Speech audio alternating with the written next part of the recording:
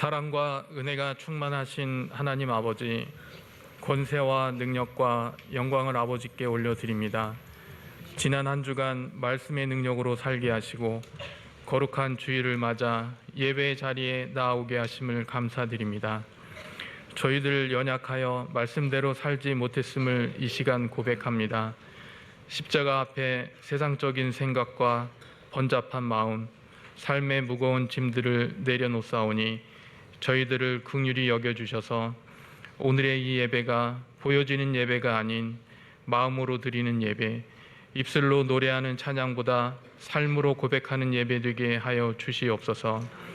우리를 향하신 하나님의 크신 사랑과 긍휼하심을 바라보니 이 자리에 임재해 주시옵소서. 아버지를 만나고 예배함이 저희들의 존재 이유임을 고백합니다. 저희들의 상한 심령을 예배의 평안과 말씀의 은혜로 충만하게 채워주시고 내가 만족하고 내가 원하는 예배가 아닌 하나님이 만족하시고 하나님이 원하시는 예배를 드리게 인도하여 주시옵소서. 언제나 우리와 함께 하시는 샴마의 하나님, 어떠한 상황 속에서도 우리를 떠나지 않으시고 우리가 부를 때마다 응답하시는 신실하신 하나님이심을 고백합니다. 주님, 때로는 삶이 고되고 외로움이 찾아올 때가, 마음이 무거울 때가, 앞길이 보이지 않을 때가 많이 있습니다. 하지만 주님, 여호와 샴마의 하나님께서 함께 계시니 우리는 두려워하지 않습니다. 주님이 거하시는 곳이 곧 평안과 회복의 자리임을 고백하오니 우리의 가정에, 교회에, 삶의 모든 순간 속에 주님의 임재가 가득하도록 인도하여 주시옵소서. 세상의 소음과 걱정이 우리를 흔들지 못하게 하시고 오직 주님만을 바라보며 믿음으로 살아가기 인도하여 주시옵소서. 주님의 임재가 있는 곳마다 사랑과 용서가 흐르고 기쁨과 소망이 넘쳐납니다. 우리의 삶이 여호와 샴마의 성전이 되게 하시고 우리가 가는 곳마다 하나님의 거룩한 임재가 나타나게 도와주시옵소서. 어둠 속에서도 빛이 되시는 주님을 의지하며 모든 순간 주님과 동행하는 삶을 살게 도와주시옵소서. 우리의 치료자이시며 회복해 주시는 라파의 하나님, 우리의 몸과 마음이 연약할 때, 우리의 영혼이 지칠 때 주님께 나아가오니 우리를 고쳐 주시옵소서. 주님, 육신의 아픔을 겪고 있는 이들에게 치유의 손길을 허락하여 주시옵소서. 고통과 질병 가운데 있는 자들에게 주님의 능력으로 회복을 허락해 주시옵소서. 마음이 상한 자들에게 위로를, 두려움과 불안 속에 있는 자들에게 평안을 허락해 주시옵소서. 세상의 상처와 아픔을 주님 앞에 내려놓사오니 주님의 사랑으로 덮어주시고 새 힘을 허락해 주시옵소서. 우리의 영혼을 치유하시는 주님, 죄로 인해 병든 마음을 정결하게 하시고 상한 심령을 새롭게 하시며 주님 안에서 참된 평안을 누리게 도와주시옵소서. 주님, 우리의 가정과 교회, 이 나라와 민족 위에도 여호와 라파의 은혜가 임하게 도와주시옵소서. 서로를 용서하고 사랑하며 주님의 치유의 통로가 되는 삶을 살게 도와주시옵소서. 오늘도 우리를 새롭게 하시는 주님을 찬양합니다. 여호와 라파의 하나님을 의지하며 우리의 모든 아픔을 주님께 맡겨드리오니 주님께서 온전히 치유해 주시옵소서. 우리의 깃발, 우리의 승리 되시는 니시의 하나님, 아멜렉과의 전쟁에서 이스라엘을 승리로 이끄셨던 하나님, 그때도 주님께서 함께 하셨듯이 우리도 지금도 우리와 함께 하시며 우리를 보호하시고 승리로 인도하시는 줄 믿습니다. 세상의 유혹과 두려움 속에서 흔들릴 때 주님께서 우리의 깃발이 되어 주시옵소서. 우리가 싸우는 이 영적 전쟁에서 주님의 능력으로 승리하게 도와주시옵소서. 삶의 고난과 어려움 속에서도 주님이 우리의 방패가 되어주시고 우리의 깃발이 되어주심을 믿습니다. 주님의 이름을 의지할 때 모든 원수들의 공격이 무너지고 주님의 승리가 선포될 줄 믿습니다. 우리의 가정 위에, 우리의 교회 위에, 이 나라와 민족 위에 여호와 니시의 깃발을 세워 주시옵소서. 우리를 하나님의 군사로 세워주시고 주의 말씀과 기도로 무장하여 담대히 나아가게 도와주시옵소서. 어떠한 상황 속에서도 주님을 신뢰하며 믿음으로 나아가게 하시고 결국 주님의 승리를 경험하게 도와주시옵소서. 여호와 샬롬의 평강의 하나님, 우리의 마음이 불안하고 염려가 가득할 때 주님의 평강이 우리를 감싸도록 주시옵소서. 우리의 가정에 평안을 허락하여 주시고 서로를 이해하고 용서하며 사랑하게 도와주시옵소서. 우리의 교회에도 여호와의 샬롬의 은혜가 임하여 성도들이 하나 되어 주님의 뜻을 이루게 도와주시고 이 땅 위에 주님의 평강이 흘러가게 하시고 전쟁과 분열, 미움과 다툼이 사라지게 도와주셔서 세상의 염려와 두려움이 아니라 주님이 주시는 샬롬이 가득하게 도와주시옵소서. 오늘 말씀을 전하실 담임 목사님께 성령 충만을 허락하시고 말씀의 능력을 더하여 주셔서 저희 교회와 올 한 해 총회 서기로 용천로의 부서기로 섬기시기에 부족함 없도록 영육 간의 강건함을 허락해 주시옵소서. 하나님의 말씀이 선포될 때 저희들 큰 은혜 받고 성령으로 충만하게 하셔서 저희 교회가 하나 되고 감당해야 할 선교의 사명들을 잘 감당하게 하시옵소서. 오늘 찬양으로 영광 돌려드리는 할렐루야 찬양대와 특순으로 헌신하는 글로리아 찬양단을 기억해 주시고 보이지 않는 곳에서 예배를 위해 수고하는 모든 손길도 주님께서 축복해 주시옵소서. 이제 시작하는 시간이 오니 마치는 시간까지 성령님께서 함께해 주시고 신령과 진정으로 드리는 오늘의 이 예배가 하늘 보좌 앞에 상달되게 하시고 악한 세력 틈타지 못하도록 은혜 베풀어 주시옵소서. 이 모든 말씀 교회의 머리 되시며 모든 병자의 치유 되시는 예수 그리스도의 이름으로 기도드리오며 이제는 주님이 가르쳐 주신 기도를 함께 드리오니 하늘에 계신 우리 아버지, 아버지의 이름을 거룩하게 하시며 아버지의 나라가 오게 하시며 아버지의 뜻이 하늘에서와 같이 땅에서도 이루어지게 하소서. 오늘 우리에게 일용할 양식을 주시고 우리가 우리에게 잘못한 사람을 용서해 준 것 같이 우리 죄를 용서하여 주시고 우리를 시험에 빠지지 않게 하시고 악에서 구하소서. 나라와 권능과 영광이 영원히 아버지의 것입니다. 아멘.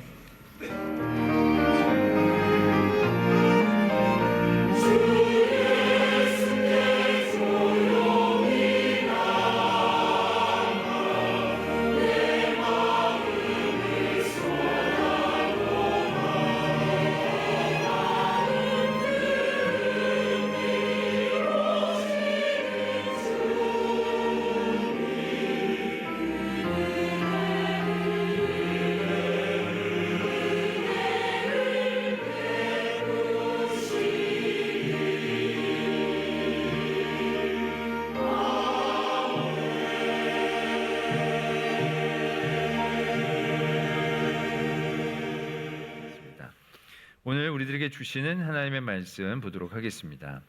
신약성의 누가복음 16장 8절 9절 2절의 말씀입니다.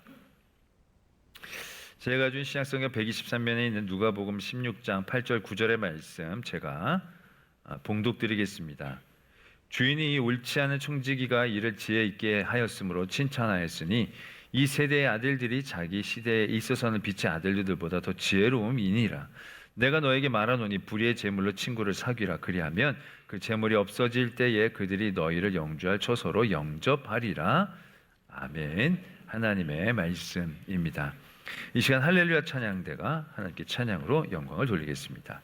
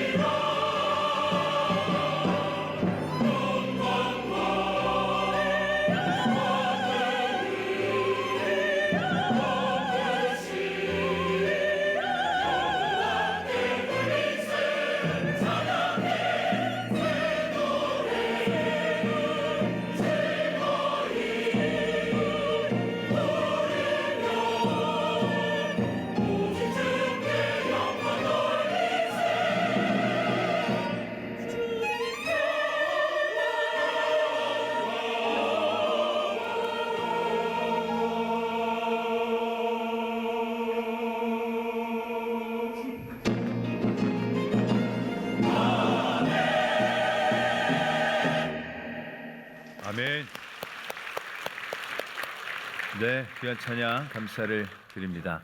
말씀을 위해 함께 기도드리겠습니다. 사랑의 하나님 아버지, 오늘 주의 말씀 듣고자 합니다. 그 말씀으로 하나님의 마음을 알게 하시고 우리를 향한 하나님의 그 사랑과 섭리 계획 우리가 깨달아가게 하여 주시옵소서. 그 사랑 의지하며 더 힘있게 우리의 삶을 살아나갈 수 있는 용기도 허락하여 주시옵소서. 이 시간 온전히 성령으로 우리를 인도하여 주시길 간절히 바라옵고 예수 그리스도의 이름으로 기도드립니다. 아멘. 누가복음에만 나타난 예수 그리스도의 비유를 통해서 우리에게 주시고자 하시는 하나님의 말씀과 마음을 알아가고 있습니다. 오늘은 일명 옳지 않은 청지기의 비유라는 제목을 갖고 있는 그 비유의 말씀을 통해서 우리를 향한 하나님의 마음을 좀 알아보고자 합니다. 한 부자가 있었는데 그 부자 밑에 청지기가 그 모든 것들을 관리하고 있었습니다. 그런데 그 청지기가 이 부자의 소유를 낭비한다는 소식이 들려지게 됩니다. 그래서 이 부자가 청지기를 불러서 해고를 하게 됩니다. 이제 여러 가지 채무하고 너는 이 일을 그만두어라 라고 해고를 하게 됩니다. 청지기가 그 해고의 얘기를 듣고 속으로 생각합니다. 주인이 내 직분을 빼앗으니 이제 내가 어떻게 살아나갈까? 농사를 짓고 살자니 힘이 없고 또 빌어서 살자니 너무 부끄럽고 그러다 이제 한 가지 생각을 해나게 됩니다. 그러면서 그 주인에게 꾸어갔던 사람들을 다시 부릅니다. 빚진 자들을 부릅니다. 내 주인에게 얼마를 빚졌느냐? 기름 100마를 빚졌습니다. 그럼 계약서를 다시 쓰자. 내가 50말로 적게 해주겠다. 그 계약서를 고쳐 쓰게 됩니다. 또 다른 사람을 불러서 우리 주인에게 얼마를 꾸었느냐? 밀 100석을 꾸었습니다.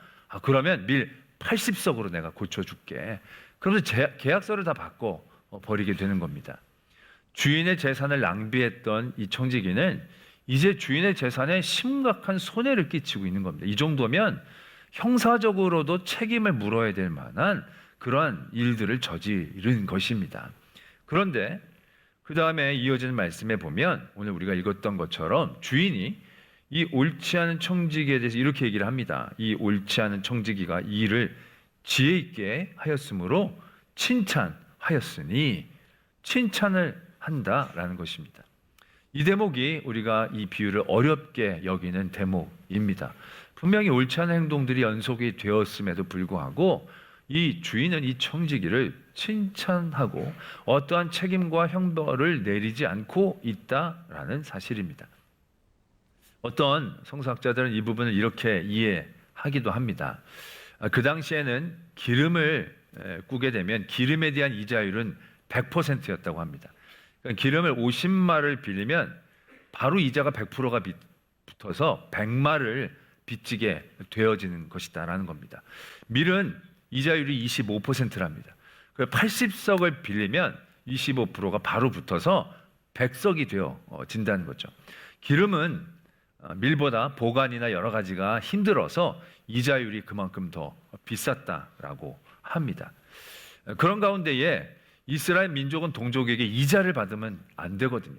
율법적으로 말하자면 기름이 50말, 밀이 80석이라고 적는 게 율법적으로 맞다는 겁니다. 그런데 그때 이 관례상 다 그렇게 이자를 붙여서 계약서를 썼다는 얘기죠. 그래서 이 청지기가 그걸 율법적으로 다시 고쳐 쓴 거다라는 얘기입니다.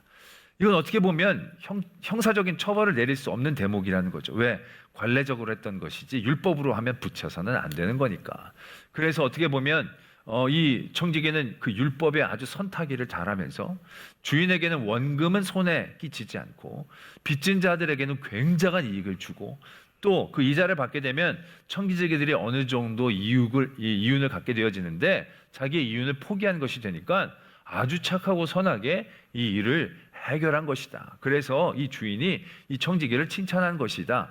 뭐 이 칭찬할 때는 완전 칭찬한 게 아니라 하이 정말 똑똑하게 굴었네. 뭔가 때리고 싶지만 때릴 이유는 없고 손해 끼친 건 아니고 그렇다고 손해본 기분이지만 뭐라고 할 수도 어떠한 뉘앙스의 칭찬이 아닐까라고 해석하는 그런 분들도 있기는 합니다. 그러나 오늘 말씀에 보면 주인이 분명히 이렇게 얘기합니다. 옳지 않은 청지기. 이 똑똑한 청지기라고 얘기하는 게 아니고요. 이 청지기가 여태까지 했던 모든 대부분의 일들은 옳지 않다는 것이죠. 이건 분명한 겁니다. 왜? 계약서를 위조한 거니까. 그가 주인의 재산에 심각한 손해를 끼친 건 그 당시에 이자율이 어떻건 저떤 것이 간에 분명한 사실이니까 이 주인은 분명히 이 종에 대해서 옳지 않다라고 규정하고 있습니다. 그런데 옳지 않은 청지기라고 말해놓고는 이렇게 표현한다는 거죠. 일을 지혜롭게 했구나. 그래서 내가 그 대목은 칭찬할게. 그래서 이 시대의 세대의 아들들이 빛의 아들보다 더 지혜롭구나. 뭐 이렇게 이제 얘기를 한 거죠. 그러면서 이 말씀이 이어집니다. 너희에게 말하노니 불의의 제물로 친구를 사귀라. 그리하면 그 제물이 없어질 때 그들이 너희를 영주할 처소로 영접하리라. 우리는 이 대목에서 이 주인이 과정의 불법성은 생각하지 않고 결과적으로만 좋으면 그것을 받아들이는 것처럼 이해할 때가 있습니다. 그러니까 지금 굉장히 과정은 옳지 않은 거죠. 근데 결과는 굉장히 좋은 결과로 사람들을 사귀게 된 거니까 과정이 불법적인 건 어느 정도 용인이 된다. 어떤 이런 식으로 말씀하시는 것처럼 받아들이게 되는 겁니다. 근데 그런 뜻이 전혀 아니라는 거죠. 예수님은 과정은 생각하지 않고 늘 좋은 결과만 원하시는 분은 절대로 아니기 때문에 그런 뜻이 아니라는 겁니다. 그런데 말씀은 그 다음에 이렇게 흘러가게 됩니다. 그 다음에 이어진 말씀에 보면 작은 것에 충성된 자가 큰 것에도 충성하고 불의한 재물에도 충성하지 않으면 누가 참된 것으로 너에게 맡기겠느냐? 만일 남의 것에 충성하지 않으면 누가 너희 것을 너희에게 주겠느냐? 갑자기 충성에 대한 말로 넘어가게 됩니다. 그리고 재물과 하나님을 겸하여 섬길 수 없다. 이 옳지 않은 청지기에서 어떤 충성을 바라보는 건지 하나님과 재물을 겸하여 섬기는 어떠한 모습들, 어떠한 근거들이 이 옳지 않은 청지기의 얘기에서는 도출해내기가 어려운데 예수님의 비유의 말씀은 그렇게 흘러가고 있다라는 사실입니다. 그래서 우리는 이 대목에서 다시 한번 우리가 왜 이 비유를 어렵게 여기게 되는지를 바라보게 되는 거죠. 우리가 이 비유가 어려운 건 옳지 않은데 혼나지 않은 것이기 때문에 그래요. 나쁜 짓을 저질렀는데도 칭찬을 받았다는 게 우리에게 혼란을 주는 거예요. 근데 우리만 이 비유가 혼란스러운 게 아니라 그 당시 바리새인들도 이 비유가 혼란스러웠던 것 같아요. 이 말씀의 14절에 보면 이 비유의 말씀을 듣고 바리새인들은 이 모든 것을 듣고 비웃었다. 이 비유를 듣고 비웃었다라고 얘기해요. 왜? 이해가 안 되니까. 그들에겐 이 비유가 왜 이해가 안 되었느냐? 이유를 성경은 이렇게 적고 있어요. 바리새인들은 돈을 좋아하는 자들이라 이 모든 것을 듣고 비웃었다. 이렇게 적고 있다는 겁니다. 그러니까 이 비유의 말씀을 우리는 옳음의 기준, 어떤 이로움의 기준으로 바라보면 이해하기가 어려운 비유가 된다는 겁니다. 그래서 우리는 이 비유를 충성이라는 기준으로 다시 한번 바라봐야 한다는 얘기죠. 지난주 금요일 온기 시간에 베드로가 예수님을 3번 부인하는 사건에 대한 말씀으로 은혜를 나눴습니다. 그때도 이제 그 말씀을 드렸었는데요. 사복음서 마태, 마가, 누가, 요한 사복음서에 다 적혀 있는 기사들은요 그렇게 많지 않습니다. 생각보다 그렇게 많은 기록들이 네 복음서에 다 적혀져 있지를 않아요.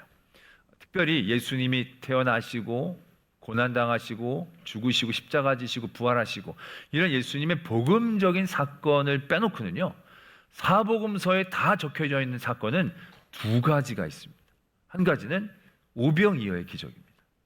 또 한 가지가 바로 베드로가 예수님을 부인한 사건이에요. 근데 오병이어의 기적은 예수님이 주인공이에요.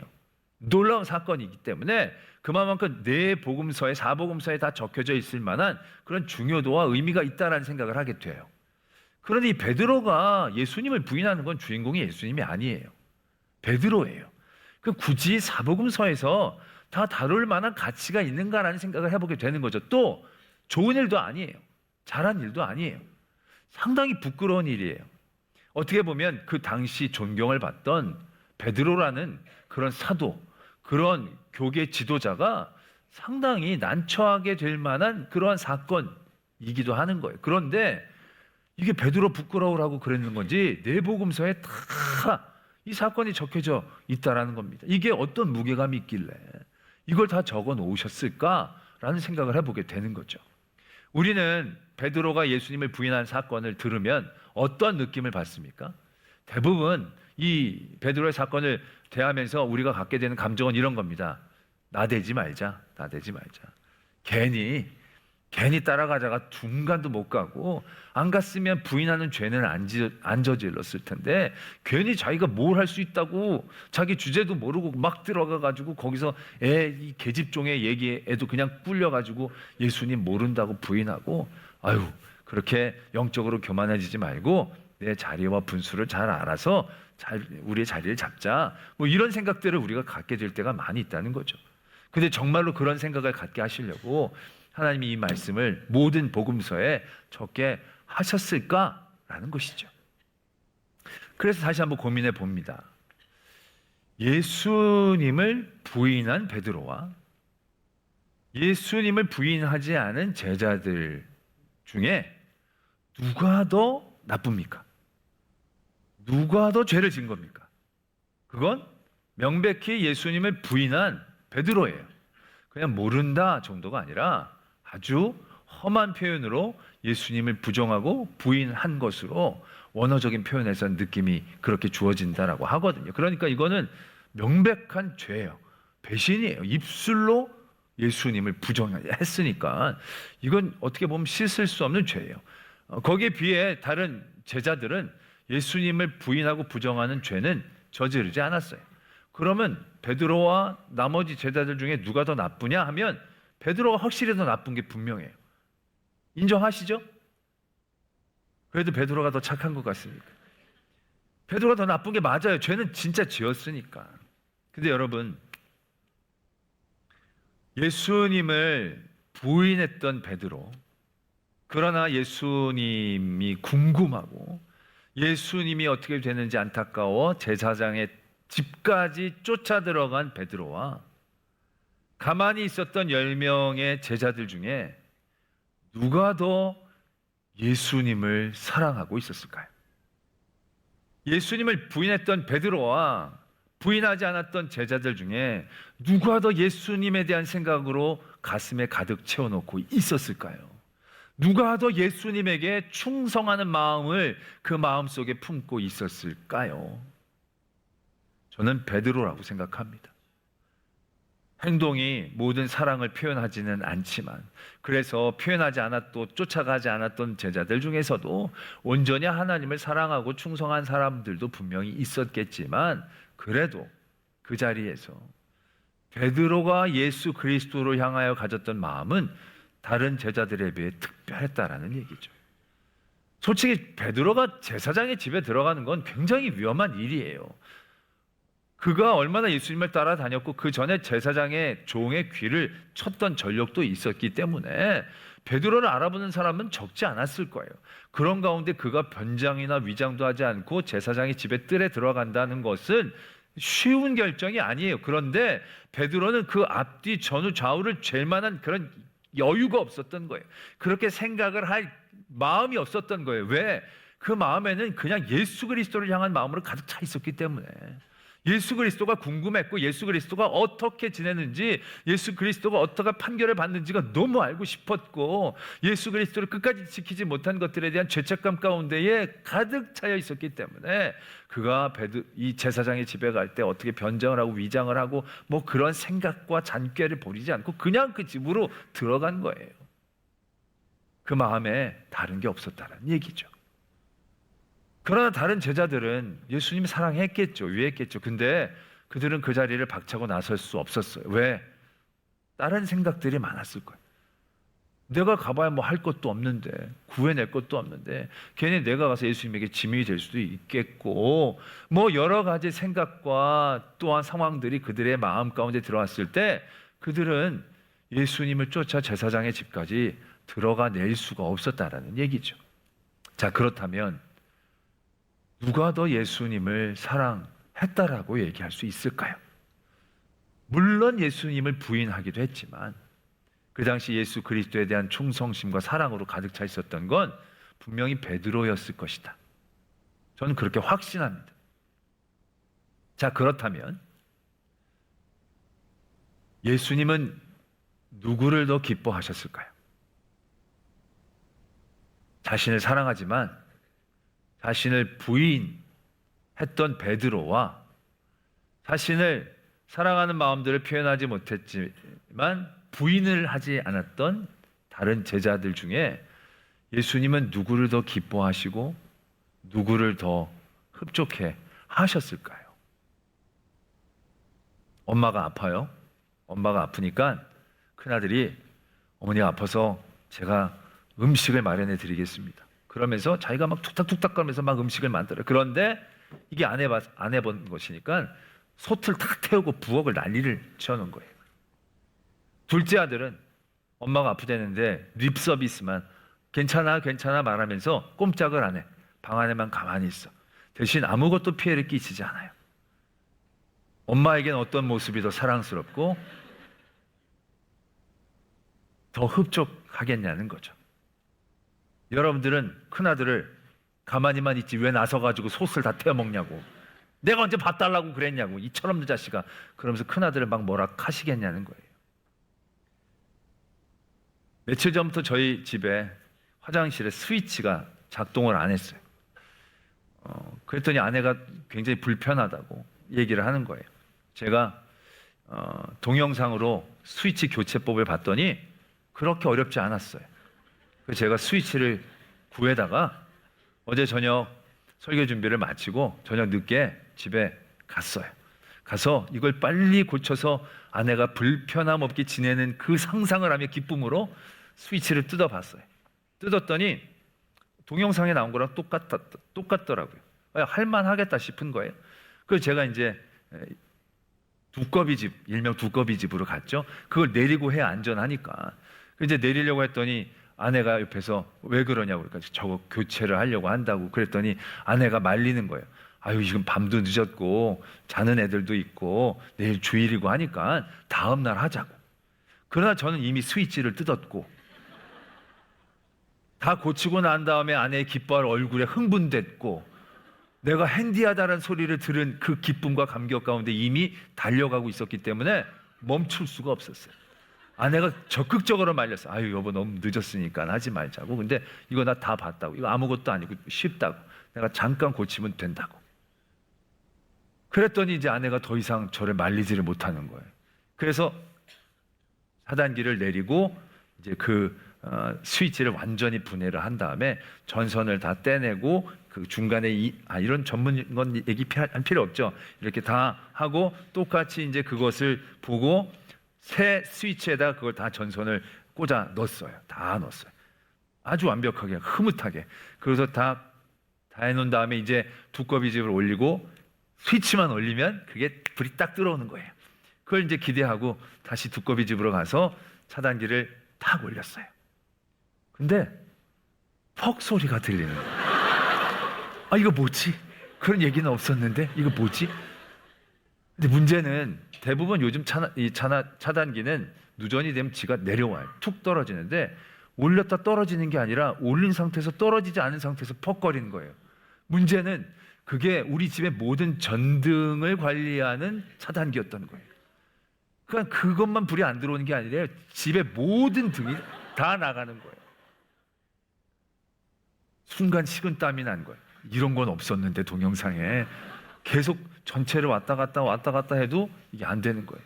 애들이 술렁이기 시작한 거예요. 방에서 나와서 이게 뭔 일이냐고, 나 숙제해야 되는데 과제해야 되는데 이게 뭔 일이냐고 막 이러는 거예요. 아내도 왜 안 돼 그러는 거예요. 제가 식은땀을 흘리면서 막 했는데도 안 되는 거예요. 그래서 교회 집사님에게 우리 사무장님께 전화를 SOS를 쳐서 11시 20분에 우리 집에 오신 거예요. 그리고 봤는데 차단기가 고장이 난 거예요. 그걸 갈아 껴야 되는 거예요. 그리고 이게 없으니까 밤중에는 어쩔 수 없으니까 집사님 그럼 가시라고, 내일 구해다가 해야 하겠다고. 그러면서 이제 집사님을 배웅해 드리는데 나도 그분 따라 가고 싶더라고요. 집에 다시 돌아갈 용기가 나지 않는. 집사람이 그렇게 말렸는데 내가 우기고 한 건데 지금 애들이 막 술렁술렁대고 난리가 난 거예요. 와, 이거 어떻게 하면 좋은가. 그냥 자야 되는데. 그래서 제가 들어가자마자 자세를 낮추고, 여보 미안해, 내가 이럴 줄을 몰랐어. 동영상은 쉬웠는데 이게 왜 이렇게 됐는지 알 수가 없네. 그러면서 되게 미안해하면서 내가 사죄를 했죠. 그랬더니 딴 때 같았으면 핀잔 좀 먹었을 거예요. 왜? 그렇게 말렸는데 내가 우기고 한 거니까. 근데 아내가 한마디도 뭐라고 안 그러는 거예요. 그럴 수도 있지 뭐. 제가 이랬거든요. 여보 미안해. 정말 나는 당신을 기쁘게 해드리고 싶은 그 한 마음으로 이렇게 했던 것뿐이야. 내가 딱 이 말을 했거든요. 그곳에 하나님의 은혜를 베푸신 것 같아요. 아내가 애들을 다 잠재우는 거야. 야, 아빠가 야 그러려다가 이거 뭐 이렇게 오래돼서 그런 거야. 그러면서 막 애들은 막 궁시렁궁시렁대 이렇게 참 잠재우고 그냥 전 빨리 누워서 잤어요. 아침에도 빨리 일어나서 도망쳐 나왔어요. 그러나 생각해 봅니다. 옳지 않았죠. 고집 피우고. 그게 무슨 부심이라고 그걸 그렇게 밤중에 가서 하다가 그 집을 다 그렇게 말아먹고 잘못했죠. 그런데 아내 마음에는 용서가 되고 흡족함이 있는 거예요. 왜? 진심이 있잖아요. 결과는 안 좋았지만, 과정도 안 좋았지만 아내를 향한 나의 충성심은 분명히 전달됐다라는 것이죠. 그러니까 다 말아먹어도 참아내 주는 거죠. 받아내 주는 겁니다. 밥 해주다가 다 태워먹은 아들, 다 태워먹은 거 속상하겠죠. 그런데 엄마를 위해 밥 해주는 그 마음은 엄마를 기쁘게 하는 이유가 되어진다는 것입니다. 둘째 아들은 집 나간 둘째 아들 탕자비우. 과정도 나빴고 또 결과도 나빴어요. 돌아오려고 했던 그런 이유도 나빴어요. 그런데 그는 아버지를 기쁘시게 했어요. 그가 돌아온 것만으로도 아버지는 기뻤어요. 그리고 그 기쁨으로 아버지는 그 아들에게 모든 걸 다시 다 허락해 줬어요. 그 아들은 옳지 않았어요. 그러나 그럼에도 불구하고 아버지를 기쁘시게 한 그 하나만으로도 이 아들은 모든 것들을 회복할 수 있었다라는 사실이에요. 큰아들은 옳았어요. 바른 생활이었어요. 잘못한 것 없어요. 그리고 그의 모든 삶의 자리에서 아버지께 이로움이 되는 아들이었어요. 그러나 이 아들에게는 아버지의 마음을 헤아리고 아버지를 기쁘시게 하려는 충성심이 없었어요. 그 비유의 말씀 뒤에 옳지 않은 청지기의 말씀이 이어지고 있습니다. 우리는 불의한 제물로 사람을 사귀어야 된다. 우린 여기에 더 꽂히게 되는데 솔직히 그건 그렇게 중요하지 않아요. 불의하고 불의하지 않고의 차이가 우리에게는 얼마나 되겠어요. 중요한 건 이 옳지 않은 청지기가 어떠한 의도로 어떠한 행동을 했든지 간에 주인이 그것을 기뻐하고 칭찬했다는 것이 어떠한 효과를 나타내고 있는가를 말씀해주고 싶으신 거예요. 주인을 기쁘시게 하려고 한 것도 아니에요, 이 청지기는. 근데 그가 어떤 행동을 했는데 그것을 주인이 보기에 기뻤다는 거예요. 주인이 기뻤다는 거예요. 그런데 주인이 기뻐하니까 어떤 일들이 벌어집니까? 주인이 너 참 옳지 않구나 얘기를 해도, 규정은 그렇게 해도 칭찬하면서 벌 내리지 않았다는 거예요. 우리는 우리의 모든 이해 기준들이 의로움이나 이로움이 될 때가 많아요. 그런데 오늘 이 비유를 제대로 이해하려면요, 이 비유의 기준은 하나님을 향한 충성심이 되어져야 한다는 거예요. 하나님을 기쁘시게 하려는 마음 가운데에 우리가 있느냐 없느냐, 하나님을 기쁘시게 하는 것이 얼마나 우리에게 중요한 핵심이 되어지는가를 이 비유는 우리에게 말씀하고 싶으셨다라는 얘기죠.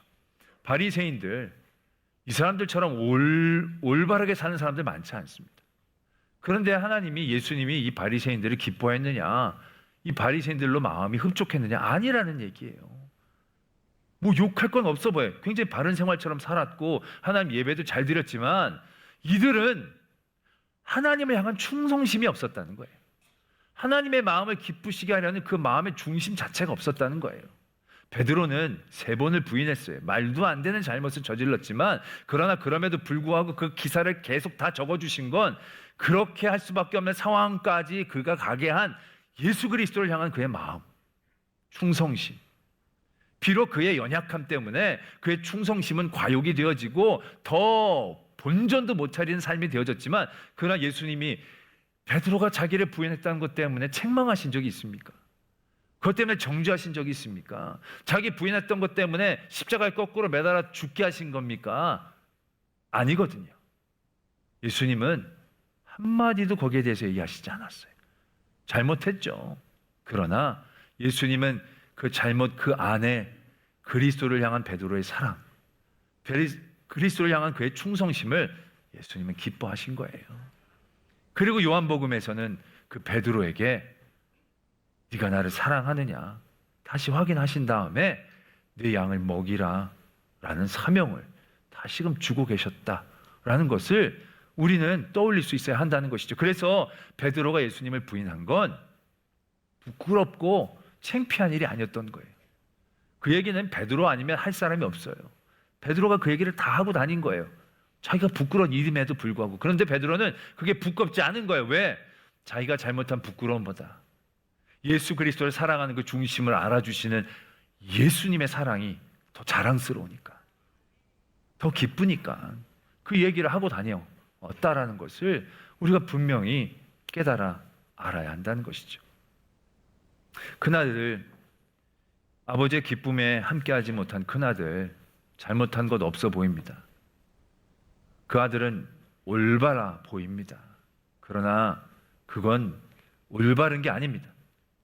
그 아들은 그의 삶의 자리에서 날마다 동네 밖에서 둘째 아들을 기다리고 있는 아버지를 보고 있었을 겁니다. 큰아들은 그 아버지의 마음을 조금이나마 생각하려고 했더라면 돌아온 둘째 아들, 그 아들의 사건을 이렇게 대하지는 못했을 겁니다. 아버지가 이 일을 얼마나 기뻐하고 계시는지, 이 일을 얼마나 기대하고 계셨는지 그 마음 가운데 큰아들이 품고 있었더라면 이 잔치에 이렇게 초를 뿌리고 초를 치고 안 들어가며 화를 내는 이런 어리석은 일은 저지르지 않았을 거예요. 왜? 이게 얼마나 기뻐하시는 일인지 알고 그 아버지에 대한 기쁨에 대한 마음이 있으면 그 기쁨이 나의 기쁨이 될 수 있으니까 그 기쁨에 마땅하게 참여할 수 있었을 터인데, 이 큰아들은 그 아버지의 마음을 생각하지 않았다는 거예요. 올바르지만 올바른 게 아니에요. 이로웠지만 이로운 게 아니라는 것입니다. 우리가 하나님을 사랑하고 하나님을 믿을 때 정말로 중요한 건 올바름이 아니에요. 내가 얼마나 올바르게, 내가 얼마나 하나님을 이롭게 아니에요. 내가 하나님을 얼마나 기쁘시게, 내가 얼마나 하나님의 마음에 대해서 알려고 애를 썼는지, 그게 충성이잖아요. 마음이 나누어지지 않는 마음들. 우리가 예배를 드리지만 예배를 드리는 마음이 다 똑같지 않습니다. 어떤 분들은 자기 의로 드리는 분들도 있고, 자기 기쁨으로 드리는 분들도 있고, 자기 위로받으려고 드리는 분들도 있어요. 물론 그렇게 시작할 수 있지만 우리가 드리는 아름다운 예배는 어떤 예배이어야 하느냐? 충성된 마음으로 드리는 예배이어야 한다는 거예요. 하나님을 기쁘시게 하기 위한 예배, 하나님의 마음을 알고자 애쓰는 예배, 하나님에게 집중하는 예배가 하나님이 진짜 기뻐하시는 예배이다라는 겁니다. 그런 예배를 드리다가 졸려서 잘 수 있어요. 그런 예배를 드리다가 꺼지지 않은 핸드폰이 울려서 난리가 날 수도 있어요. 그럼 사람들이 자냐고, 핸드폰도 안 끄냐고 막 이렇지만 사람들은 그래도 하나님은 아시는 거예요. 중심을 아니까 기뻐하시는 거예요. 아주 열심히 똑바르게 경건한 태도로 말씀을 듣지만 저 설교가 오늘 왜 저러나, 저게 맞나, 옳아 보이는 모습으로 예배를 드리지만 그건 옳은 게 아니다라는 얘기입니다. 이로와 보이는 거가 이로와 보이는 게 아니라는 거죠. 오늘 우리가 어떠한 마음으로 예수 그리스도를 믿고 따라야 하는지를 말씀하고 계시는 것입니다. 예수 그리스도를 기쁘시게, 작은 것에서부터 그리스도의 마음과 그리스도의 원하심과 하나님을 생각하며 섬겨낼 수 있을 때 그 모든 것들로 하나님이 기뻐하시고 또 부어주시고 함께 하시는 그러한 착하고 충성된 종이라 일컬음 받게 될 줄로 믿습니다. 지금은 우리 구주 예수 그리스도의 은혜와 하나님 아버지의 지극하신 사랑하심과 성령 하나님이 함께해 주시고 도와주시고 교통하여 주시는 역사하심이 더욱 충성된 마음으로 하나님 앞에 나아가기를 도전하는 성도들 위해, 그 가정 위에, 우리 교회 위에, 이 땅과 열방 위에 이제로부터 영원토록 함께 계시기를 간절히 축원하옵나이다. 아멘.